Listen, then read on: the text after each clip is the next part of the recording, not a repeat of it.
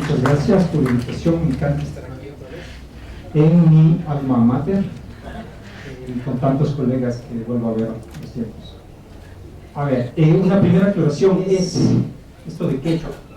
No voy a utilizar el glotónimo quichua porque al parecer el quichua ecuatoriano, tal como se lo habla, se lo conoce ahora, podría o vendría a ser una koiné que surge y toma forma apenas en el siglo XVIII, a partir de varias contribuciones de dialectos o variedades centro-sur peruanas.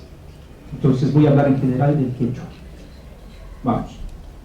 Bueno, la cuestión es que aquí en los estudios lingüísticos sobre los Andes ha habido una primacía muy grande entre el estudio, más bien sobre el estudio de las situaciones de contacto estudios de contacto en situaciones diglósicas, y en particular el estudio, yo mismo me he dedicado mucho tiempo a eso, el estudio de la influencia de los idiomas oficiales, en el caso particular nuestro, el castellano, en las lenguas indígenas. Esto lo que ha hecho es a la larga impedir comprender otra faceta del contacto que es importantísima, y es la relación entre el contacto entre las lenguas indígenas. De alguna forma, la exposición anterior que acabamos de escuchar de Rosalind va por ese lado también, ¿no? Habría que preguntarse, claro, en qué medida hubo un bilingüismo sostenido entre la sociedad cañari, quichua cañari, y si es que hubo una situación diglósica allí, ¿no? O fue de otro tipo. El contacto entre lenguas indígenas en los Andes comprende un enorme número de casos, no se han estudiado para nada casi, con unas excepciones. Por ejemplo, esta citaba de la influencia de la muecha en el quechua, importantísima, del quechua en la muecha, y algunas otras que no mencionamos. El valor importante que nosotros creemos que esto tiene, es decir, estudiar este contacto entre lenguas indígenas, es comprender una relación más profunda a nivel interregional. La historia en los Andes tradicionalmente se ha pensado de manera vertical, norte-sur, y se ha creído que bueno, ya no más, ¿no? Felizmente, se ha creído que los grupos indígenas, ¿no? Se los piensa aún todavía, ¿no? Grupos indígenas amazónicos por un lado, grupos indígenas serranos y grupos indígenas costeños, al menos de los que quedan, de los cuales no tienen ningún contacto. Eso es lo más alejado de la realidad histórica. Hay contactos impresionantes en realidad, que conectan no solo la costa, sino con diferentes lugares de norte a sur, con la sierra, sino incluso con la Amazonía. Esta ponencia forma parte de un estudio, digamos, a largo plazo, más grande, que tiene que ver con lo histórico y lo sociolingüístico, sobre todo lo histórico, de la relación entre los Andes, el Piedemonte Occidental y las tierras bajas del Pacífico, ¿no? Y se propone responder a esto específicamente. ¿En qué medida los datos lingüísticos corroboran, problematizan o matizan la relación interregional en los Andes septentrionales? ¿Qué se muestra en el registro histórico? Porque el registro histórico, sí, auscultándolo bien, existe de manera clara una enunciación con respecto a la relación entre grupos indígenas. ¿Cómo se reflejaría esto en la lengua? Pensemos primero en que el quichua, por una amplia distribución que tienen todos los Andes, en el piedemonte andino y también en la llanura amazónica, tuvo, por obvia razón, una historia larga de contactos con lenguas de otras familias indígenas. Eso es más que evidente, ¿no? Si pensamos, si vemos este mapa, allí tienen todos los grandes grupos dialectales. Está el quichua 2B precisamente, en la parte ecuatoriana, acá, en la Amazonía, en la parte colombiana igualmente, y hoy en día en todo el Callejón Interandino, y también en la ciudad donde vivo ahora, ¿no? Guayaquil. Cada vez es más impresionante el número de quichuas que están allí. Ya. La presencia del quichua en el Ecuador es un objeto de debate desde hace muchísimo tiempo. Creo que la tesis aproximadamente más reconocida ahora es que efectivamente la difusión hacia el Ecuador del quichua se hizo desde la costa centro-sur peruana, ¿sí? Y se lo hizo principalmente por motivos comerciales. Esta denunciación fue básicamente hecha ya por Torero en los años 70, ¿no? La época aproximada de esa expansión sería alrededor del siglo XIV, del siglo XIV, al menos diríamos unos 150 años antes, 200 años antes de la presencia efectiva de quichua hablantes por el incanato, el imperio. Ahora, Lo que no hay consenso, claro, es por qué vías vino, ¿no? Entonces, esta es la propuesta de Torero, por la vía marítima, ¿sí? Pero últimamente se está indagando otra que es posiblemente más acertada, en mi opinión, y que explora precisamente la vía terrestre, por el simple hecho de que esta es un poco difícil en la medida en que aquí hay un choque de corrientes que habrían desviado a las embarcaciones que partían desde el sur para llegar hasta este sector. Al ser utilizado como lengua franca desde en redes de comercio interregional del Quichua, sirvió por lo tanto para la comunicación entre hablantes de diferentes lenguas que estaban asentados a lo largo de los valles interandinos, el Piedemonte y las tierras bajas, tanto occidentales como en parte también occidentales. La gran mayoría de los pobladores de estas zonas, en el caso de las zonas del Piedemonte y de las tierras bajas occidentales, eran hablantes y del Callejón interandino, al menos desde Cotopaxi hacia el norte, eran hablantes de una o más lenguas pertenecientes, estas sí con, diría no toda claridad, pero con muchísima certeza, a la familia lingüística barbacoa. Lo que ocurre es, como veremos, es que simplemente, como para el caso del cañari, no tenemos gramáticas, no tenemos vocabularios ni nada, entonces el análisis básicamente tiene que darse a nivel de registro histórico, pero también a partir del análisis de la onomástica.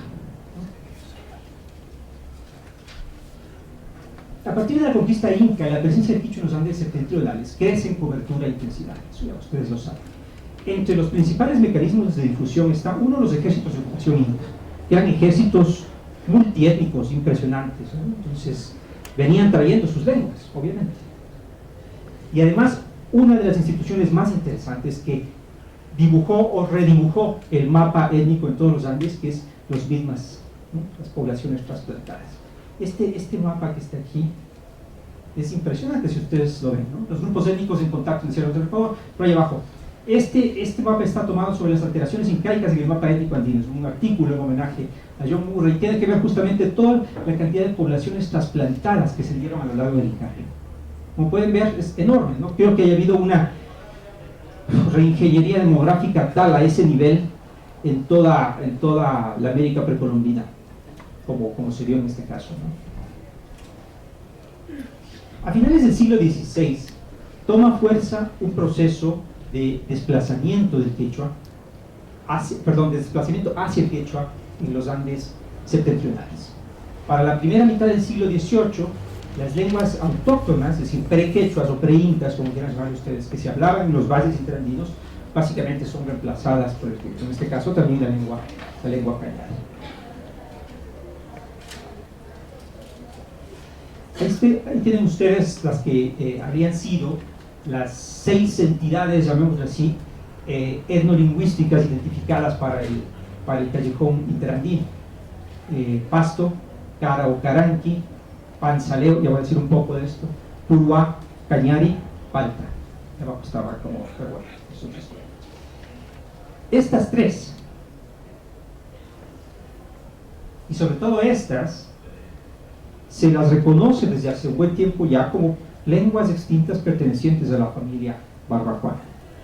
Esta de aquí se la consideró por mucho tiempo, a partir de los trabajos de Gijón y Camaño, como una lengua no aislada pre-inca que no tenía relación con las otras. Los estudios toponímicos y etnohistóricos demuestran que simplemente buena parte de este sector estaba habitado por hablantes de lenguas barbacoanas, muy cercanos a los actuales sáchilas o colorados que se asientan en este sector. Dicho esto, entonces queda ver, claro, los Andes septentrionales fueron todo un laboratorio, ¿no?, para el contacto. Y claro, el quichua 2B en sus diferentes variedades y muchos otros posiblemente también, pero sobre todo el quichua 2B entró en contacto con lenguas aisladas para empezar. Por ejemplo, con el Pofán, con el Nasayugo del país, el Kansá, estas 3, hasta donde yo conozco, lenguas aisladas. No sé, creo que está Tulio el Catalán, me puede corregir si son o no son. Nosotros ya no usamos aisladas, sino no clasificadas. No clasificadas. Porque precisamente por eso. Porque estaban en contacto. Perfecto. Luego tenemos las lenguas barbacoanas. Guambiano, Totoró, entiendo que el Totoró está casi extinguiéndose, Namtoric se llama. Es una variante. Es una variante, efectivamente. El Aguapit el chapalá, el safiqui, y estas últimas de aquí, estas últimas de aquí que son estas que mencioné, que son extintas, ¿no? Nos vamos a enfocar nosotros en estas dos, chapalá y safiqui, exactamente chapalá y safiqui, que son propiamente las lenguas que pertenecen a la rama meridional de las lenguas de la familia barbacoana, y las que, por los procesos que vamos a ver, estuvieron en mayor contacto con el quechua a lo largo de varios siglos. Este es un mapa general de la distribución. En términos muy generales, esta sería la rama septentrional de la familia barbacoana y esta es la rama meridional, incluyendo las lenguas extintas a la fecha. Ahora, lo importante que hay que tener en cuenta es que los grupos barbacoanos empiezan a migrar. Esta es una hipótesis, bueno, no es tan nueva, en realidad ya hay un modelo de migración que lo propone Lippi ya hace unos 7 u 8 años, me parece, un arqueólogo que ha trabajado sobre todo aquí en el Ecuador, en donde propone a través de estudios etnográficos, demográficos, arqueológicos, etcétera, un modelo para las migraciones. En el caso de los grupos barbacoanos meridionales, que son los que bajan desde Colombia hacia el sur, esas migraciones que van hacia los valles interandinos, pero también hacia el piedemonte y las tierras bajas luego, inician en el siglo XV.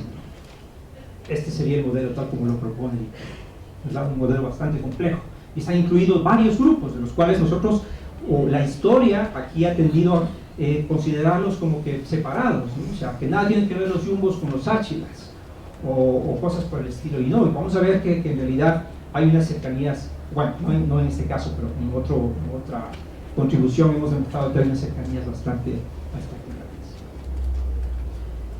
Para inicios del siglo XVI, los grupos barbacoanos estaban distribuidos desde el litoral del Pacífico, y estaban en la costa, hasta la ceja de selva en el piedemonte occidental de los Andes, y mantenían una extensa red de alianzas de comercio y chamanismo, no solo entre ellos, sino también entre las poblaciones serranas. Es decir, había un contacto entre tierras bajas y poblaciones serranas. Este sería más o menos un mapa complejo de todas esas interrelaciones que había con los diferentes grupos barbacoanos. No quiere decir que cada uno de esos corresponda a una lengua, hay que aclarar. De hecho, serían variaciones dialectales. Al parecer, esa es mi hipótesis actual, había habido un continuum dialectal barbacoano prácticamente desde la frontera actual la actual Colombia ecuatoriana hacia el sur, hasta la desembocadura de Juárez, que es la actual ciudad de Guayaquil. El contacto de los grupos barbacoanos con las poblaciones quichuas serranas fue proporcional a su cercanía a los valles interandinos. Los grupos barbacoanos serranos, los pasos, los caranquis, pansaleo, lo vimos en el mapa anterior, fueron los primeros en desplazarse hacia el quechua. Esto ocurrió ya prácticamente, o terminó de ocurrir, de darse hacia el siglo XVIII. Los grupos yumbos, que también pasaron por el mismo proceso, lo hicieron, pero más tarde, hasta el siglo XIX. Hay referencias en cuanto a estos últimos, el ser bilingües en quichua y su lengua. Aunque no se menciona cuál era la lengua yumba, está claro que era una variedad muy cercana al safiqui actual. Estas son las lenguas que finalmente desaparecen y son reemplazadas por el quichua, y al final también estas de acá abajo.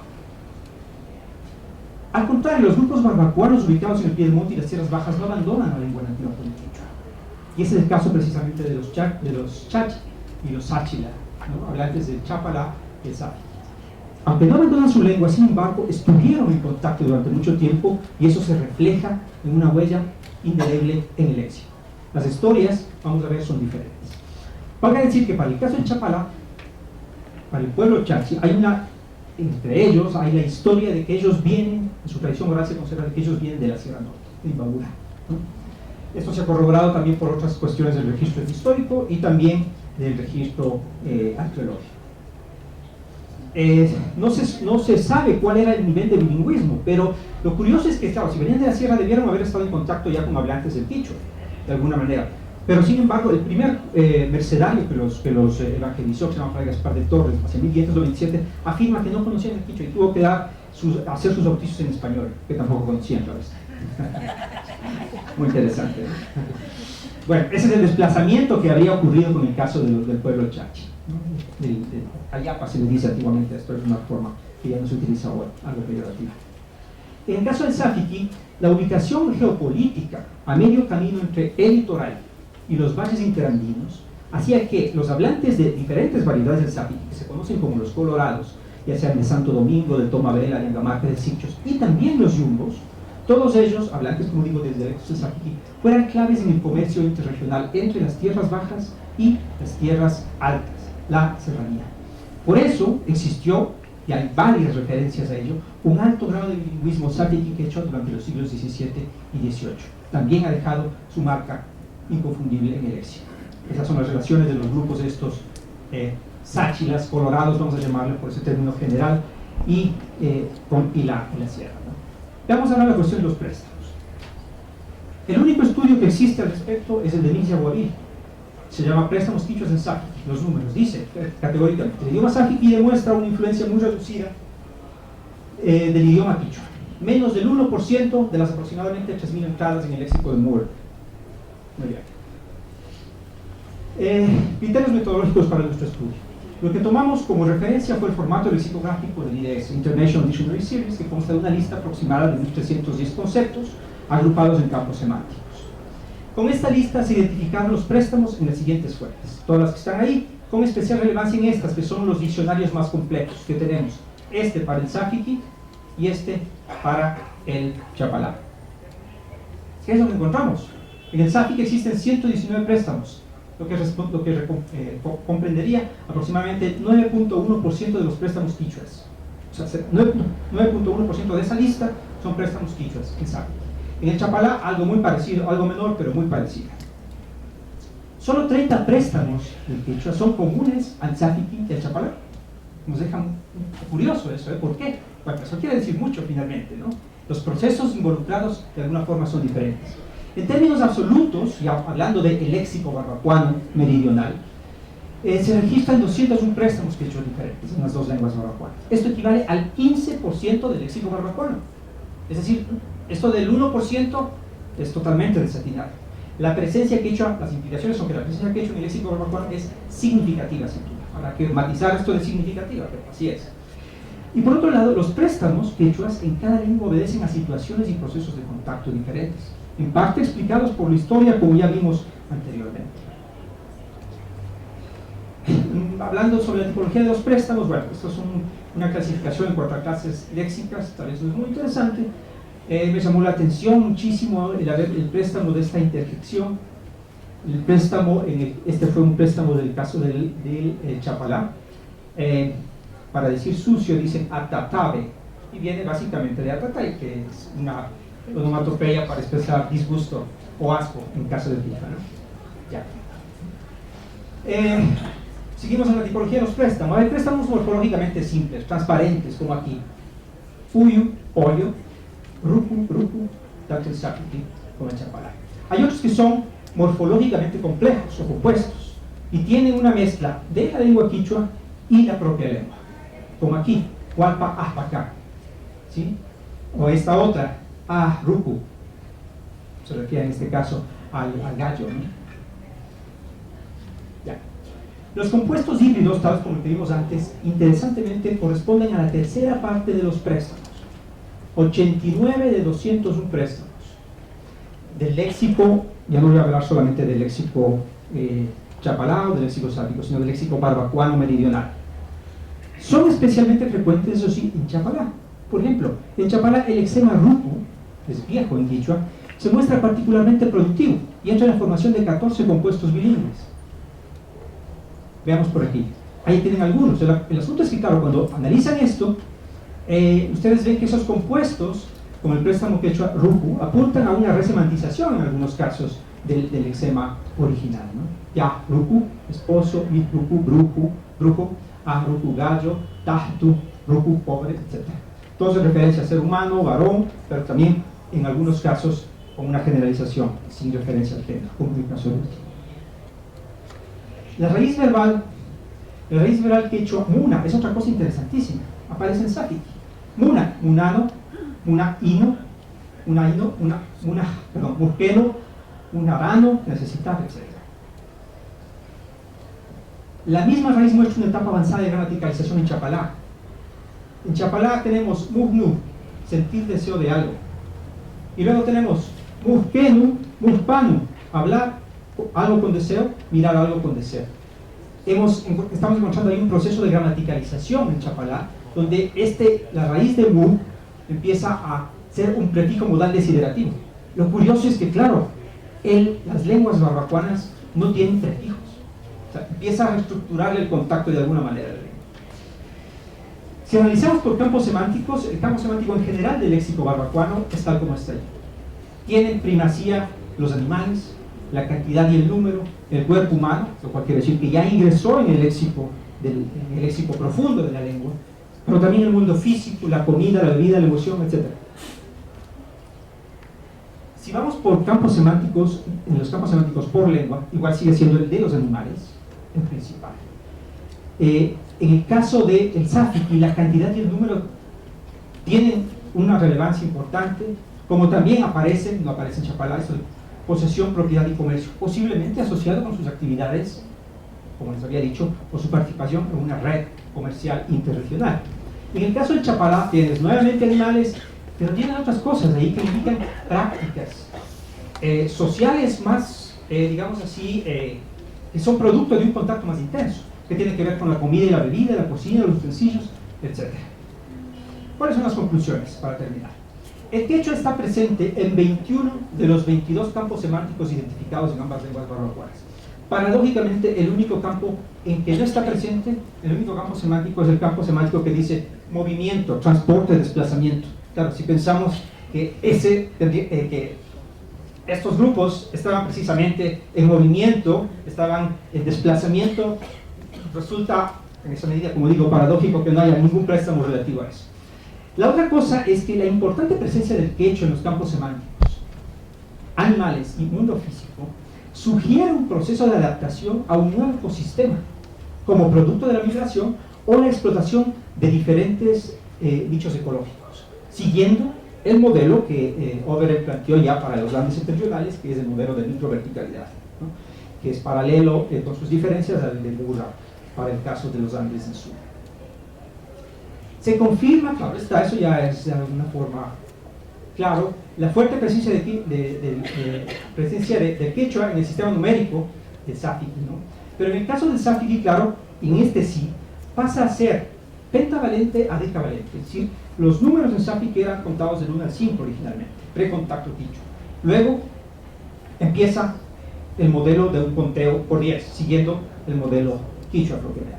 Y la presencia de numerales quichuas y otros préstamos relacionados con el intercambio, en el caso del sáfiqui, confirmarían la función de sus hablantes en la red comercial interregional, tal como es presente.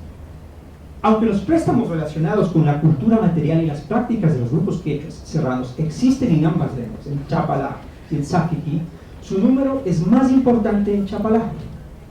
Esto, como ya dije, puede sugerir, habría que trabajarlo más, una convivencia más prolongada e intensa de sus antepasados, de los hablantes del Chapalá, los chachis, con dichos grupos, y en esa medida comprobaría su origen serrano.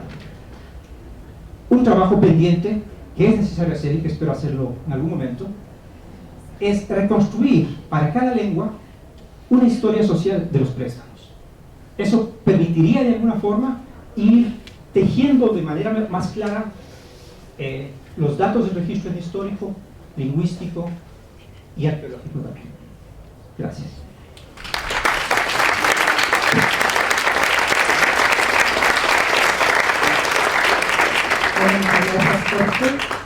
Igualmente No, preguntas. gracias. Preguntas, aquí tenemos la primera.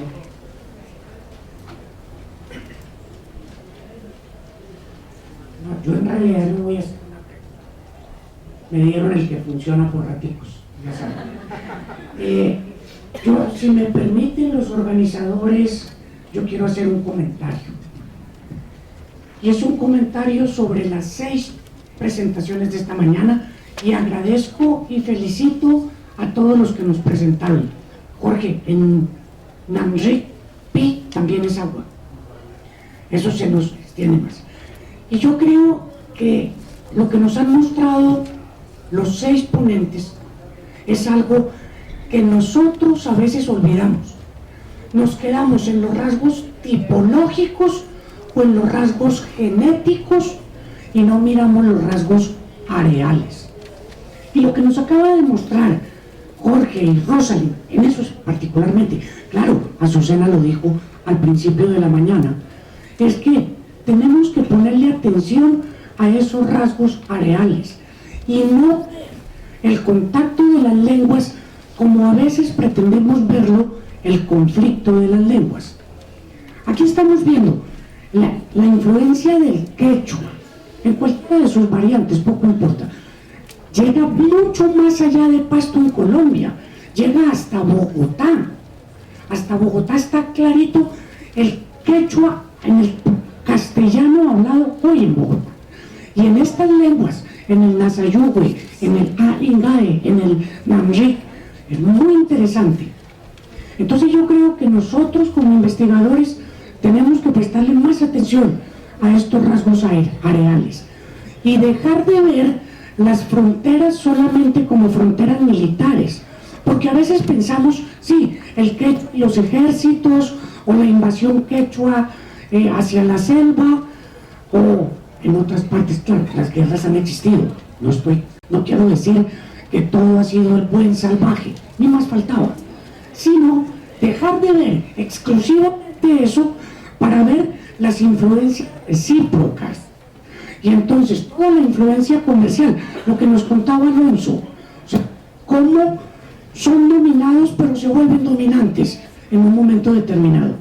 Y ya con esto voy a terminar. Lo que nos contaban Rosalind y Alonso, debemos dejar de pensar en escritura solamente alfabética. Nosotros tenemos que pensar en sistemas de escritura. Y en el mundo hay muchos sistemas de escritura. Ya estoy totalmente de acuerdo.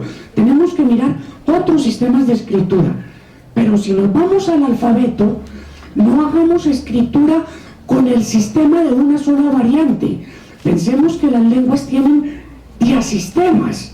Y entonces lo que nos contaba Rosalind ahora, yo creo que nos ha tocado vivirlo a todos, hacer alfabetos a partir de una variante, y los otros dicen, ya nos sacaron de ahí. Entonces pensemos en el sistema, y disculpen que me extendí mucho, pero me gustaría que siguiéramos, que pensemos en un estudio más allá y olvidémonos de esa frontera del río Mira y lleguemos hasta toda la familia Barbacoas que está en el actual Cauca.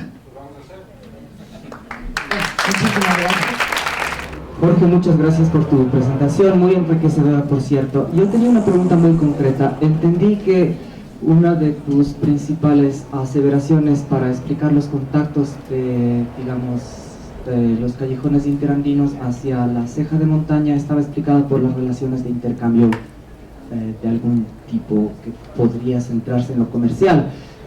Sin embargo, los campos semánticos que tú mostraste, en ellos no me pareció que se reflejan esas relaciones de intercambio comercial, más bien se están reflejando préstamos del quichua que están tomando lenguas barbacoas o algo por el estilo. Entonces, ¿cuál es la naturaleza de esas relaciones de contacto? Esa es mi pregunta, dado el hecho de que hay estudios que muestran que la gente en ceja de montaña usa Endowski. Hay algunos autores dicen la gente está básicamente intercambiando lo que tiene, no lo que no tiene, porque lo importante es afianzar relaciones sociales. Gracias por tu pregunta. En realidad faltó exponer algunas cosas. La relación con respecto a esto del intercambio, sobre todo en el caso del Zaptiquí, vendría dada básicamente por la presencia de campos semánticos en relación con los números. Los números en este caso son una herramienta conceptual, digamos, básica para el intercambio, o habrían sido. Pero más allá de eso, un caso que no presenté, que es para mí espectacular, pero claro, no me atreví a presentarlo porque tengo que tener un estudio más conciso. En dar, el verbo dar, ¿te acuerdas del don de Marcel Mauss, no? Sabes, como aquí pueblo. Dar en Zaptiquí es Cuba, no. El que sabe quichua aquí sabe qué quiere decir Cuba. Es la raíz Q más el objeto de primera persona, Wa. Cuba. Fíjate, ese es un caso, solo ese ya dice muchísimo de lo que vendría a ser la importancia que tenía esta cuestión del intercambio y cómo fue la relación de alguna manera con las